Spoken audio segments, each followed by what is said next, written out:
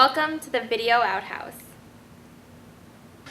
Hey kids, how you doing? Comic Book Man back once again with another segment of Meet the Creator, and this time around we're going to talk to Juan Arevalo, who is a local Southside? Yeah, Southside. Local Southside boy down the street. who is trying to break into comics, but he's done lots of other work in other mediums like commercial art. Yes. Commercial art. What else have you done commercial art-wise? I've done actually some production work on commercials. Okay, like what? For McDonald's, okay. some Goya stuff, Okay. regional stuff, and Illinois Lottery. Oh, okay. Yeah, for an agency up in the north side. The dancing balls? It's actually some. Dancing balls? Yeah. Okay. Are you still doing that with them? No, actually now I'm. Okay. Yeah, because of the economy. Oh, We're the pretty. economy. Yeah, I'm back home, and so I'm basically doing comics now. So Full-time. what's wrong with the economy? Oh, you haven't heard? I haven't heard. What's wrong with the economy? Barrel sales are through the roof. Anyway, so how long have you been interested in comics? Just in the last year or two, or is this something that goes all the way back? Oh yeah, God, I met Rafael Nieves, I want to say maybe 20 years ago, and he kind of Okay. got me into the comic thing, and from there, I was getting into did some early work in Comico, Okay. in Millennium Comics, which was very short-lived. What'd you do at Comico?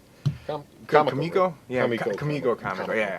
They're the folks that did Eternal, or Elementals. Yeah. Elementals, yeah. I did I think one 8-pager in one of their Okay. anthology, North Star, Yeah, okay, North Star. That was one of the Elementals. Yeah. That was one of the Elementals. and I did one called High Moon. It was very very early, very brief.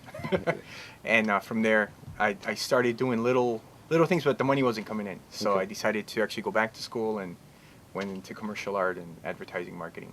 Okay. Now, I know that you're working on a book, and it's Yes. called Saint G. G as in St. George. St. George. St. Yes. George. Now, for those of you who don't know, St. George is part of English mythology. Yes. Well, probably English mythology, maybe English mythology. And what is the story of St. George? It's a retelling of St. George with an urban feel. Okay. And basically, I've already done 8 pages of an ash can, and Okay. we're starting on the 24 pages. Yeah, right here you go. This would be it right here. This is it. This is it right here. So this is some promo art that I did, and This would make a good cover. You got to make it this would. the cover. It would. Actually, that's the cover for. Well, no, it's a poster that we're working on, not the cover yet. Okay. But it's just that's the main character, and we've made him African American and Okay. Puerto Rican Yeah. to kind of give him a completely different feel. And Well, it's different from the original St. George. very quite different. And but it's the retelling, and he still fights a dragon at the end. I was going to say, the original St. George has to slay a dragon. Exactly. Is there a dragon in this? Yeah, it's a supernatural type of thriller, and a demon that actually is his nemesis will eventually turn into a dragon in the end, and he'll have to battle it. Okay. Whether he wins, Now, wait and this, see. now, this book, is it in black and white, or is it in color? Because you've got some Yeah. black and white pages in here, too. These are the pages I did for an ash can. Okay. And right now that's actually done. We're trying to make it into a virtual comic, so you can actually just go on and read it online. Okay. And if you skip along, Sure.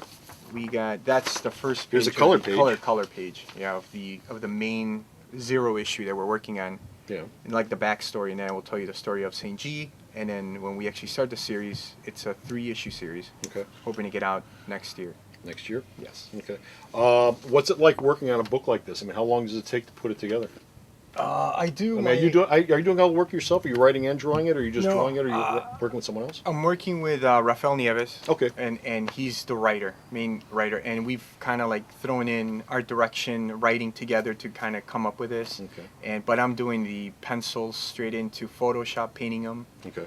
and basically that's takes, I want to say, about a day and a Yeah. half to come up with a page. Okay. Right now. I'm trying to get up to speed. Well, that sounds about normal. Most comic book artists in the industry do about a page and a half a day. Back in the 60s, some used to do 3 pages a day, but they'd be really cranking it out, and that would be their job. That would be all they would do, would be, Right. working on comics. I'm sure you do other things besides working on this. Yeah, I do still do some freelance stuff for other companies. So. Now, what artists have been your inspiration? What artists do you really, really like? Oh man, Bernie Wrightson, Okay. Michael Kaluta, Okay. Barry Windsor Smith, Okay. and Alex Ross, and Alex just Ross. recently, God, I forget his name is Djurdovic. Oh, he Marko Djurdovic. he does. Yes. He's doing those Iron Man covers, right? Yeah. Oh, yeah. He's doing those Iron Man covers. Awesome artist. So he's another one that, at least painting wise, that's my goal. Okay.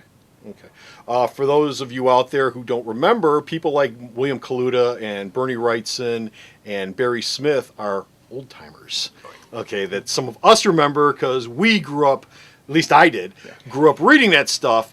They've sort of not done much over the last couple of years for a variety of reasons, I'm sure, but they're great artists, and check out their stuff if you ever get a chance, if you never have. Okay, especially Barry Smith's. Very detailed work. Oh, beautiful stuff. Especially his Conan stuff. Check out Barry Smith's Conan. Yes. Beautiful, beautiful stuff. What about writers? What writers have influenced you? Any? Or comics, I should say. I should say comics. What Comics. Recently, like Brubaker. Okay. Brubaker, definitely a lot of good stuff. What is his name? Jeff Jones? Or no, not Jeff Jones. He did. I'm sorry. I'm Jeff mixing- Johns? Jeff Johns. I Okay, think he writes that's at his name. DC, did Legion of DC. Three Worlds and Infinite Crisis. I've gotten into his stuff, but Mike Millar Okay. and Mark Mark Millar. Mark Millar. Mark Moore. Yeah, He's working on Fantastic Four right there now. you go. And of course, Rafael Nieves. Okay. He's the one who kind of got me into the whole looking at a comic from a writer's point of view instead of an artist's point of view. Sounds like Raphael's been very important to you. Yeah, he has, and co-writing the book. Hopefully, he'll be here soon, and maybe you can get a show with him. Do you have an email address so if people want to get in touch with you, Yes. okay, they can send Yes. you an email? What is it? Yes, it's Shojin, which is SHOJIN Studios @gmail.com. gmail.com. So, if you'd like to send him some information about his book, or if you're a potential publisher who has an interest in his book, send Juan an email, and he'd love to hear from you. And also I'm on Facebook. Also on Facebook, yeah. Yes. What's your Facebook page? Juan Arevalo. Juan Revelo at Facebook. Yes. Okay. So, thank you very much, Juan. Thank you. It was nice of you to Tim. come down. Thank you. Thank you. And until next time, this is Comic Book Man with Juan Arevalo. saying, bye!